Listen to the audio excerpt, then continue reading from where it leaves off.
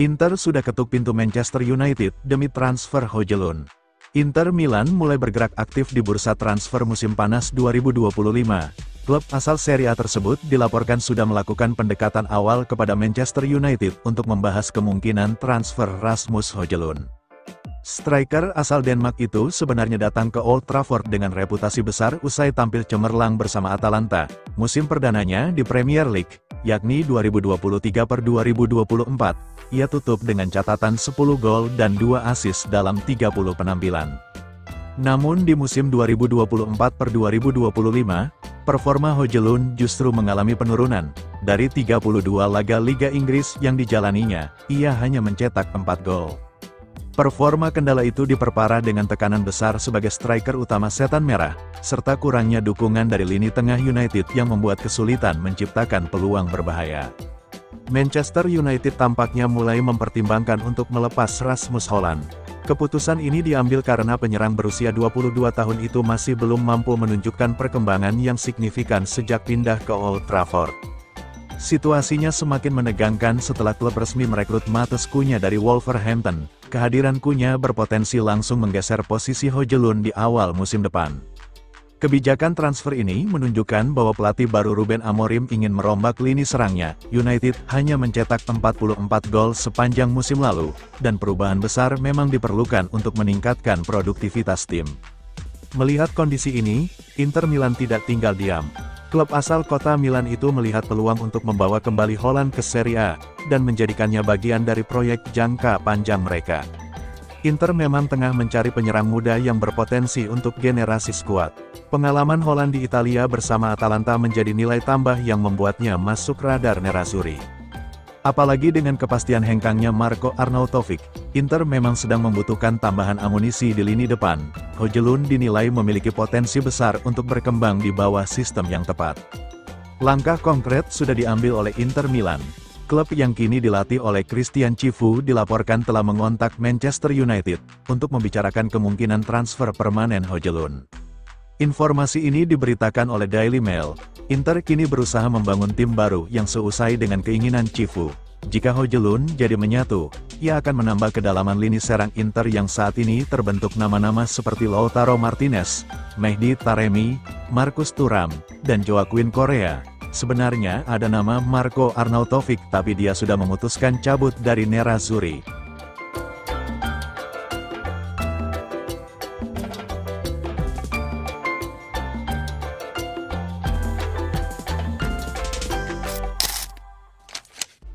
Bruno Fernandes baru saja menambah koleksi trofinya bersama timnas Portugal. Gelandang berusia 31 tahun itu sukses mengangkat trofi UEFA Nations League 2025 setelah Portugal tampil dominan sepanjang turnamen tersebut. Gelar ini terasa istimewa dan jadi pelipur lara bagi Fernandes. Pasalnya, musim 2024-2025 berjalan kurang memuaskan di level klub. Bersama Manchester United, Fernandes hampir mengangkat trofi Liga Eropa, namun harus puas menjadi runner-up usai kalah dari Tottenham di partai final. Ini bukan kali pertama Fernandes merasakan pahitnya kekalahan di laga final kompetisi Eropa. Pada musim 2020-2021, ia juga membawa MU melaju ke final Liga Eropa, namun kalah dari Villarreal melalui adu penalti. Kendati begitu, koleksi trofi Bruno Fernandes tetap layak untuk dibanggakan. Sejak mengawali karir profesionalnya, ia telah meraih sejumlah gelar di level klub maupun tim nasional. Berikut adalah daftar lengkap trofi yang berhasil diraih Bruno Fernandes sejauh ini. Nama Bruno Fernandes mulai bersinar saat membela Sporting CP. Namun sebelum itu, ia lebih dulu menjalani karir di Italia. Fernandes pernah memperkuat Novara, Udinese, dan Sampdoria saat merumput di negeri pizza. Sayangnya, Fernandes belum berhasil meraih trofi bersama ketiga klub Italia tersebut. Trofi perdananya baru diraih pada musim 2017-2018 ketika membela Sporting CP, yakni saat menjuarai Taça da Liga. Berikut adalah daftar trofi yang berhasil diraih Bruno Fernandes.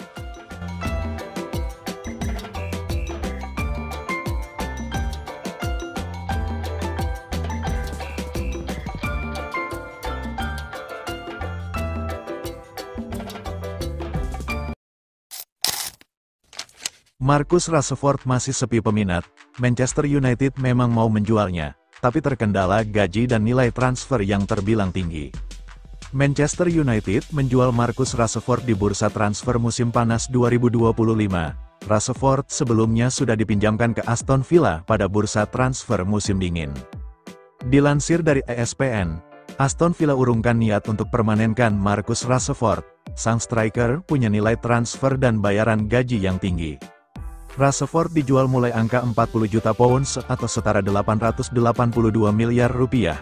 Gaji Rashford pun ada di angka 350.000 pounds per pekan atau setara 7,7 miliar rupiah. AC Milan sempat berniat datangkan Marcus Rashford. Apa daya, gaji Rashford yang terlalu tinggi membuat Milan mundur. Barcelona juga dikaitkan dengan Rashford, namun dengan harga dan gaji yang tinggi, Barca diyakini tidak akan mau merogoh kocek dalam-dalam untuk mendapatkannya.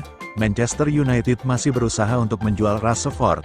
Kontrak pemain berusia 27 tahun itu masih berlaku sampai musim panas 2028. Jika tidak laku juga, diyakini MU akan lakukan opsi peminjaman. Namun, klub yang mau meminjam Rashford harus talangin seluruh gajinya.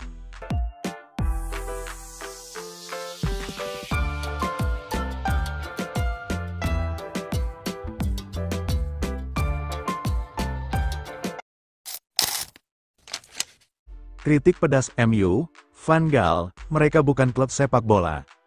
Mantan pelatih Manchester United Louis van Gaal melontarkan serangan pedas terhadap praktik perekrutan di klub Liga Inggris tersebut. Van Gaal yang pernah menangani MU pada musim panas 2014, menghabiskan 2 tahun di Old Trafford sebelum akhirnya dipecat hanya beberapa hari setelah timnya mengalahkan Crystal Palace untuk menjuarai Piala FA. Ditanya mengenai keterpurakan MU saat ini, Van Gaal menegaskan kurangnya kekompakan dalam perekrutan klub adalah penyebabnya. Menurut Van Gaal, sistem yang ada di dalam klub terlalu banyak dikendalikan oleh kepentingan komersial. Hal ini dinilainya sebagai penyebab utama mengapa MU kesulitan meraih prestasi di lapangan. Dalam wawancaranya bersama Sky Sports, Van Gaal menyampaikan penilaiannya secara tegas, itu masih klub komersial, itu bukan klub sepak bola, kritiknya. Saya telah mengatakan itu sebelumnya dan itu selalu sulit. Ketika bukan manajer yang memutuskan pemain mana yang harus datang, itu sangat sulit, tegasnya. Kemudian Anda dapat memecat manajer karena ia tidak memperoleh hasil. Ketika orang lain membeli pemain, maka Anda memiliki masalah. Anda perlu memiliki pengetahuan dan orientasi seperti manajer karena ia harus melatih mereka, terangnya. Van Gaal menilai seorang pelatih harus lebih mengendalikan bisnis transfer klub. Menurutnya, membeli pemain tidak berdasarkan keinginan pelatih akan menjadi masalah. Mantan pelatih Belanda itu menilai kebijakan transfer pemain di Liverpool patut dicontoh MU. Arne Slot, pelatih Liverpool, adalah orang yang mengatakan kepada manajer teknisnya bahwa ia harus membeli pemain ini, memperhatikannya, lanjutnya. Van Gaal sebelumnya telah mengungkapkan rasa frustrasinya dengan aktivitas transfer MU selama ia sendiri berada di ruang ganti Old Trafford. Meskipun telah mengeluarkan lebih dari 150 juta pound sterling untuk mendatangkan Ander Herrera, Luke Shaw, Marcos Rojo, Radamel Falcao, Daley Blind, dan Angel Di Maria pada musim panas pertamanya di klub, kini, dengan melihat kondisi klub yang masih terombang-ambing, kritik Van Gaal seolah menggambarkan kekecewaannya yang mendalam atas arah yang diambil Manchester United pasca kepergiannya.